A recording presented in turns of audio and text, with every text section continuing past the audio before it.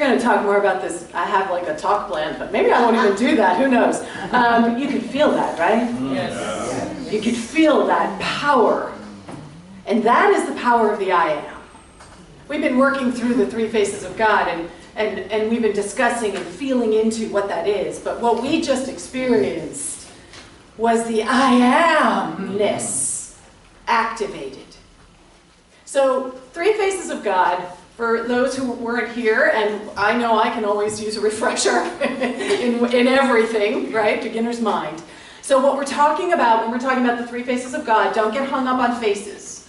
I've been talking with people, the class is going on, don't get hung up with faces. You can. One person said dimensions, and I love that, right? The three dimensions of the divine. The three perspectives of the divine. The three portals. There was another one that someone said to me, I think of them as portals, and I thought, I love that. They're entry points into the divine.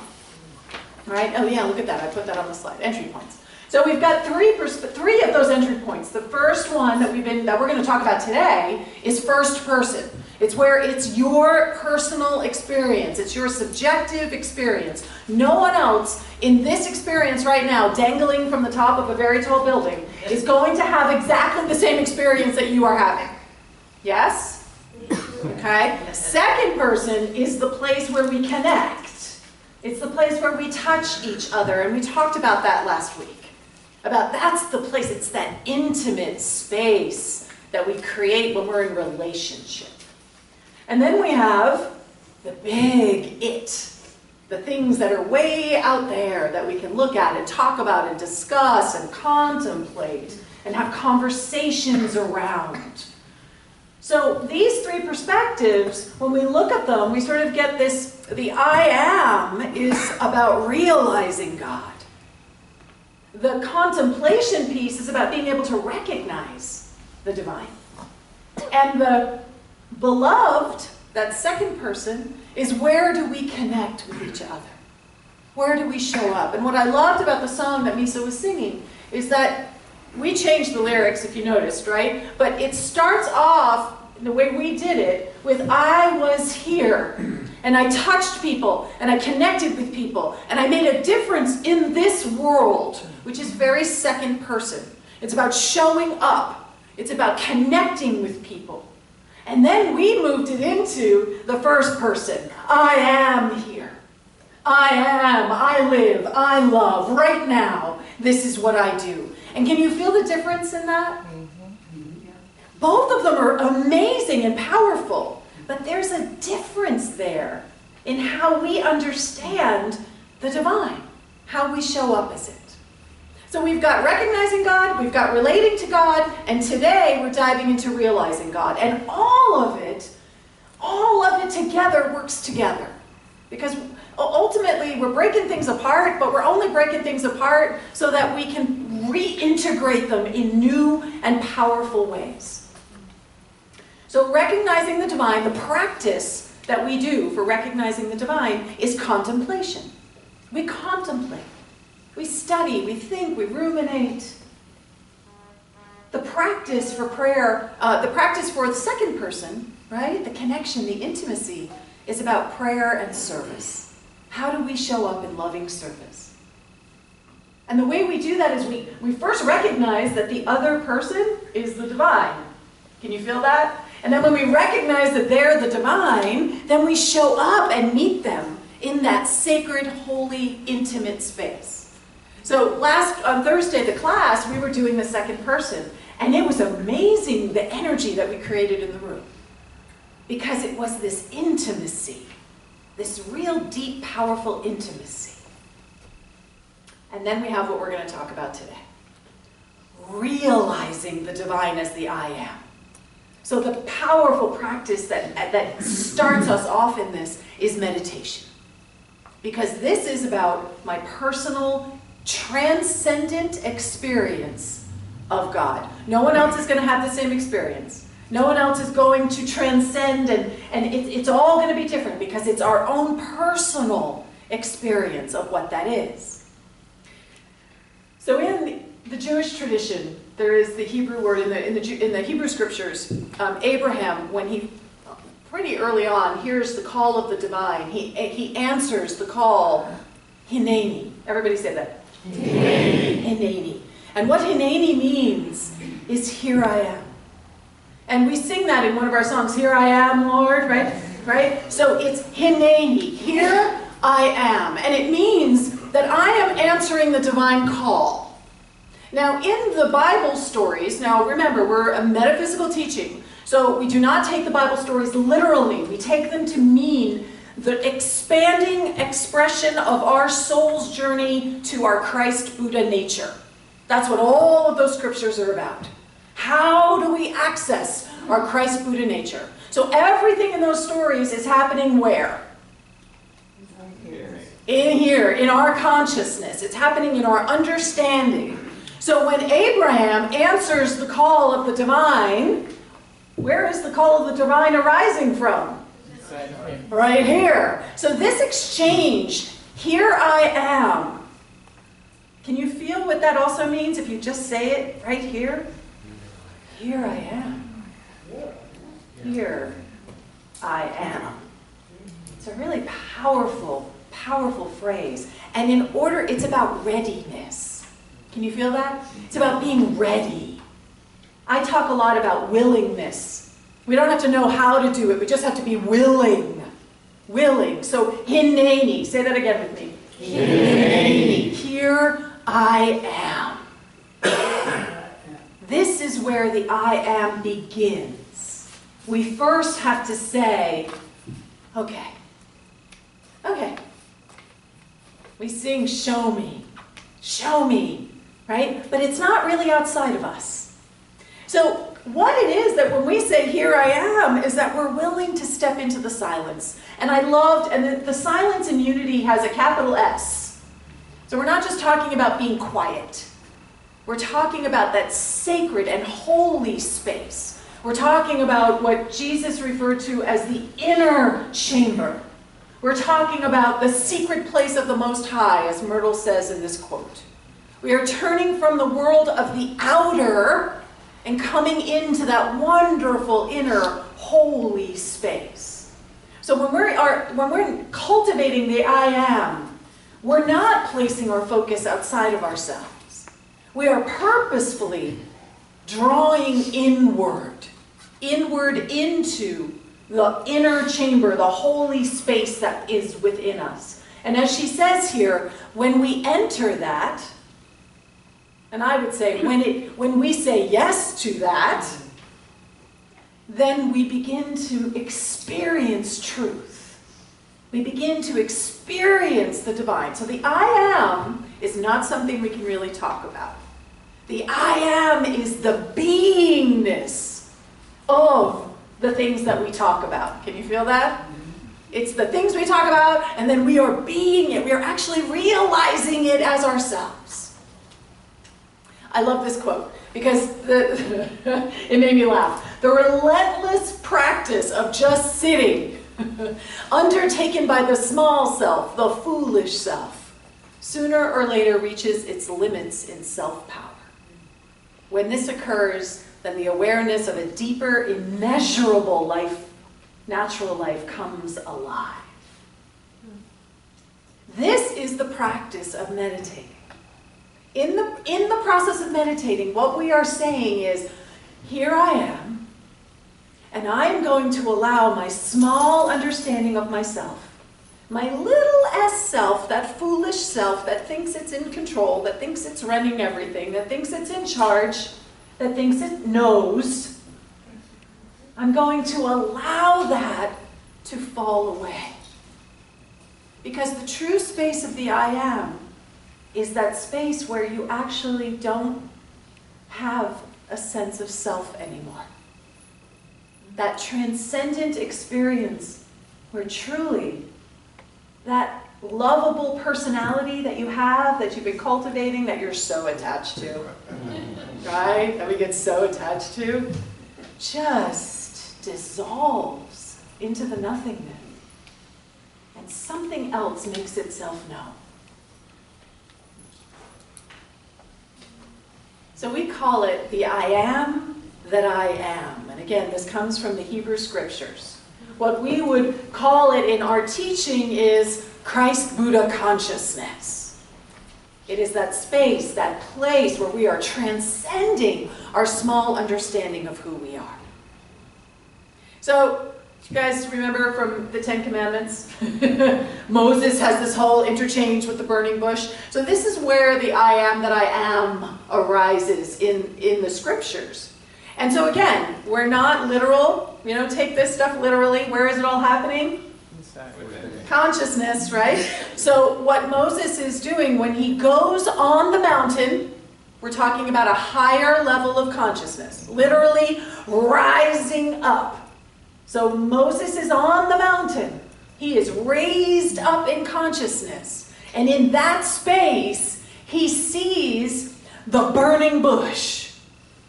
Not literally, folks. What he sees is the aliveness of everything. That energy, that it's even bigger than energy. And he approaches it with a sense of holiness. You'll see in one of the pictures there, he has his sandals off. Because he understands in some way that here I am. And I'm going to let go of all that other stuff. I'm going to let it go. And I am just going to sit. And in that, he hears, I am that I am. And he is invited to let go of his small identity. But I have a lisp. I can't go tell these people to be freed from the Egypt. Who am I to go tell the Pharaoh? I am that I am. I am with you. So that energy is what we're cultivating when we are stepping into the I am. Charles Fillmore talks about this idea of realization this way. And it's a deep inner conviction and assurance of the fulfillment of an ideal. You know when you know? You know that moment when you know? When you're like, oh, yes, I know. I know everything truly is good. I know everything truly is whole. I know that. It may look like it's a mess over here. But I know. That's realization. And then what he's talking about is this idea that we get to rest in it. We don't have to push it. We don't have to force it. As a matter of fact, if we're trying to push it, and we're trying to achieve it, and we're trying to force it, guess what?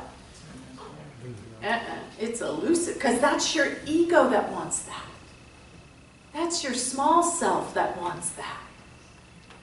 So it's about not striving. Oh, how hard is that for us in our culture? Not striving. How do we balance that? It's the dawning of truth in consciousness. And I love this. When realization takes place, one abides in the light of God mind. Isn't that awesome? Isn't that awesome to be abiding in the light of God mind? Do you see how hard it is to verbalize this stuff, to give language to it? We come up with things like light of God mind. That may have meant something to Charles, because it's a subjective experience. We're each going to have our own understanding, realization of what the divine is as our life. It is what we become. So we believe that love is one of these divine qualities. It is the becoming that is the I am. It is the ownership of the fullness of who and whose and what we are.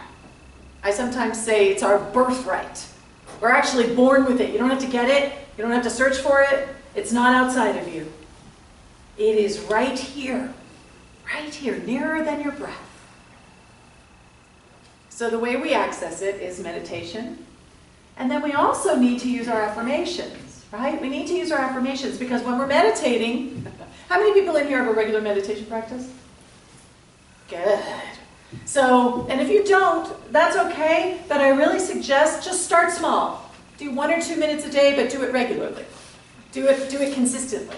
Do it in a way that you actually are cultivating a practice. I've shared how hard I struggled. You can see, it's very hard for me to sit still. I own that. So when I started meditating, it was literally painful for me to sit. My body just wanted to move. And it took, it wasn't simple for me to sit. But I just kept growing it and growing it and growing it. And then one day I opened my eyes and I had been sitting for 2.5 hours. And I was like, whoa. It's not about the time though, right? Again, that's the ego. Oh, I sat for 5 hours. That's the ego, right? I had a teacher tell me once, it's not about quantity, it's about quality. And I thought, yeah, if you just take 2 minutes every day and you really get still, it rejuvenates you in a powerful way. But when we get quiet like that, we often start to hear what's actually happening within ourselves.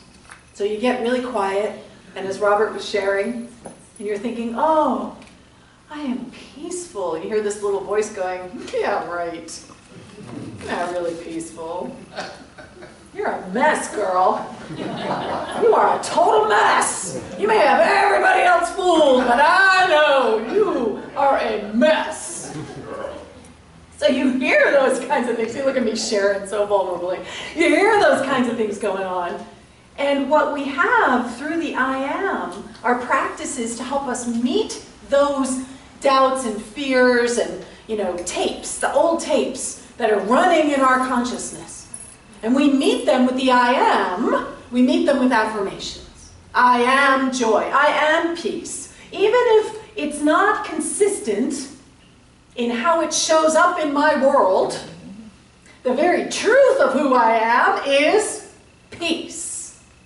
Oh. And we give ourselves a little bit of space. We give ourselves a little bit of space to rest. And then we have affirmative prayer. So that takes it to another level. So here I am alone in my head doing my affirmations. I am, I am, I am. And then I come together with someone else.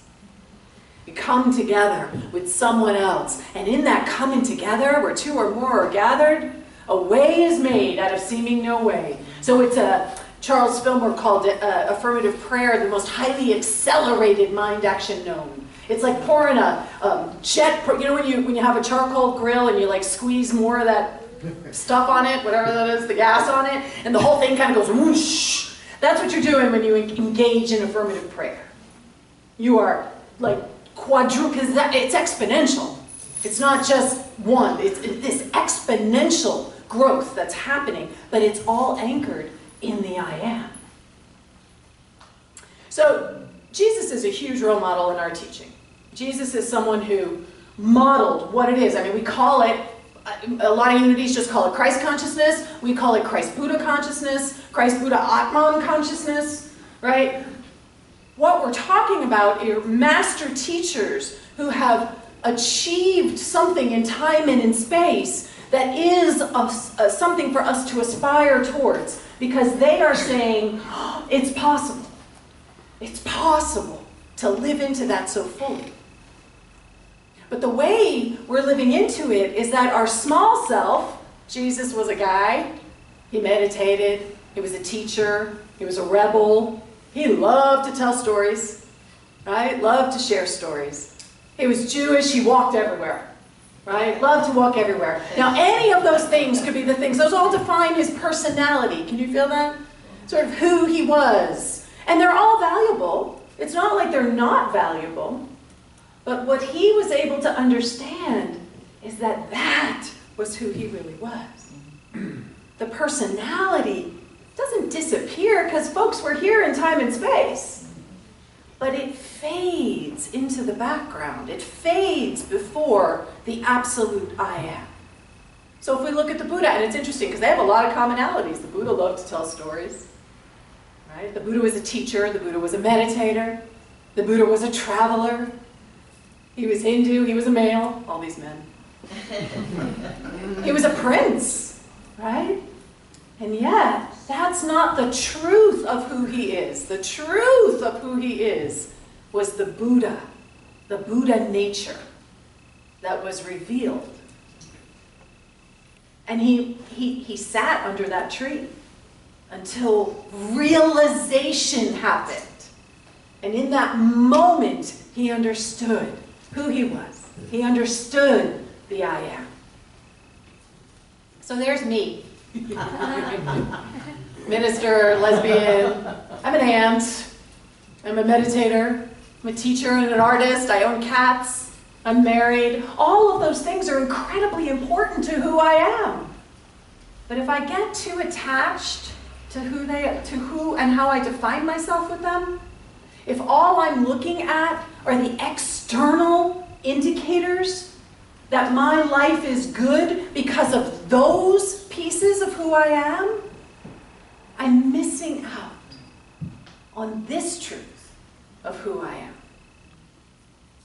So that's the practice. That's what we're invited into over and over and over again through the I am. And I will say this, in Unity, the I am is the gold star, right? We love this understanding of the I am.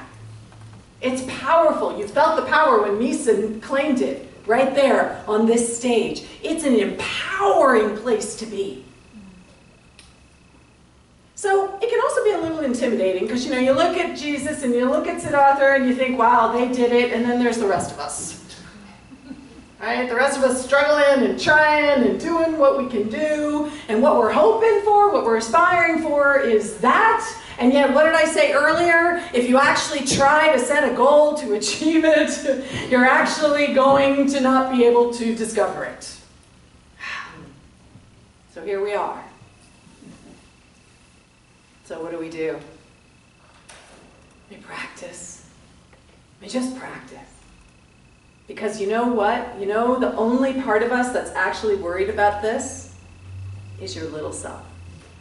That's actually the only part that's judging and weighing and categorizing and how far have I come? And how good have I gotten?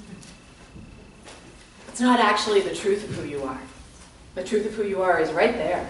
Just waiting for you to stop. Really. Waiting for you to come to a full stop. And in that moment, your radiance bursts through. So we've been talking about the three faces. And I want you to understand how they work together, because it is all about integrated wholeness. We have the third person, which is often, Robert, can you give me my tea? The other one, yeah, thank you. The third person is often where we start in New Thought. We start by recognizing. We start by seeing and naming. Right? And that second person is where we actually get to experience true heart-spaced connection. And then when we experience that, we begin to have an understanding of the I am. We begin to have an understanding that I am the thing itself, because there is no other. There is no other. Oh, wait, there's no other than I am it. I am it. So think of the I am as your authentic self. That's your most authentic self. Get rid of the things you're attached to, get rid of the personality, get rid of your story. Whew, throw that story out the window. Hard to do, right? Can you feel the resistance right there? But I like my story. It helps me understand who I am. Oh, does it? Does it really help you understand who you are? Or does it lock you in to something that doesn't allow you to truly experience who you are? So the I am is your authentic self. The God here is the devotion, it's the connection, it's the intimacy, it's the way we show up for each other. And without that, there's no heart. Without that, there's no warmth. Without that, we're just sitting on a cushion on the mountain, which some people do, and we bless them and we say thank you because they're anchoring something for us. But they're still devoting their life to something that's for the rest of us. Can you feel that? Even if they never actually talk to another human being, there is still a devotional piece that they are engaged in that whole time. And then we have the mystery and the wonder. And that's the easy one in some ways to see. That's the one that's easy to anchor yourself in. Because you can do it when you're out in the world. You can do it when you're out driving around or walking around. You can do that. So when they all work together, which is the goal, that they're all working together in harmony, right? We're able to bring the heart and the mind in alignment. We're able to recognize something, and we're able to allow it to open our hearts, to touch us, to move us, to bring us into a point of action. And then, because we're connected to the heart and we're willing to surrender, it helps us to let go of that little self and surrender into the authentic self that we are. The truth of who we are. Because if we're not surrendering, then we're caught up in our ego. And then we have this beautiful capacity to be able to understand that the divine is immanent right here and transcendent simultaneously. And I said at the very beginning when I started this talk series, we're not going to resolve the paradoxes. That's not the point. The point is to embrace the paradox. The point is to say, okay, bring it on. I'm going to surrender and I'm going to know the truth. I don't know how that's going to happen. But guess what? Here I am. Here I am. I am willing. So I love this quote. There are very few human beings who receive the truth complete and staggering by instant illumination. Most of them acquire it fragment by fragment. Right? I saw that and I was like, yeah. This is how we hold ourselves in compassion. This is how we read stories. If you want a really great book about how to navigate transcendence and like life after, Jack Corfield has a fabulous book called After the Ecstasy, The Laundry. How do you navigate, right? How do you actually bring it into life, into time and space? And we do it fragment by fragment. Even if we have a transcendent experience, we're still going to have to put it into time and space, fragment by fragment. So be gentle with yourself as you say, here I am. Be gentle with yourself as you say yes to showing up in different ways, more compassionate, more loving. Say yes to yourself as you are struggling to recognize the divine in situations that are heartbreaking and challenging. Be compassionate with yourself as you are navigating what is arising within you so that we can truly show up as more love. It is about us becoming love. That is what we're here to be and do. And these three dimensions of the divine, when they are working together, when they are on this sort of generative cycle, they can support you in ways that will transform your practice. So open yourself up. I want everybody to say, Hineni. Here I am. Here I am. I'm going to invite Nisa and our Danielle Kane to come on up and guide us into a meditation.